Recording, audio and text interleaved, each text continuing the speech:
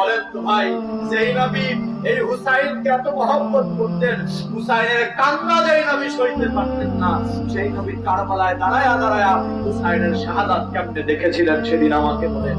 যদি আপনি রাসূলের পাকের উম্মত হয়ে থাকেন, যদি আপনি রাসূলের পাকের উম্মত হয়ে থাকেন, যদি নিজেকে মুসলমান দাবি করে থাকেন, আপনার কাছে এই প্রশ্নটা আমি ছুড়ে দিয়ে গেলাম।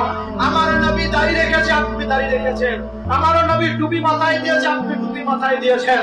আমার নবী পাগড়ি পরেছে, আপনি পাগড়ি পরেছেন। আমার নবী জুব্বা পরেছে, আপনি জুব্বা পরেছেন।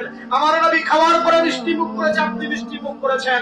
আপনার কাছে আমি প্রশ্ন করতে চাই, নবীর দাড়ি নিয়েছেন, টুপি নিয়েছেন, পাঞ্জাবি নিয়েছেন, পায়জামা নিয়েছেন, আমার নবীর হৃদয়ে যে হুসাইনের জন্য ব্যথা, এই ব্যথাটা আজও পর্যন্ত আপনি বুঝতেই পারলেন না। আপনি কেমনে নবীর উম্মত হয়েছেন আমাকে বলেন?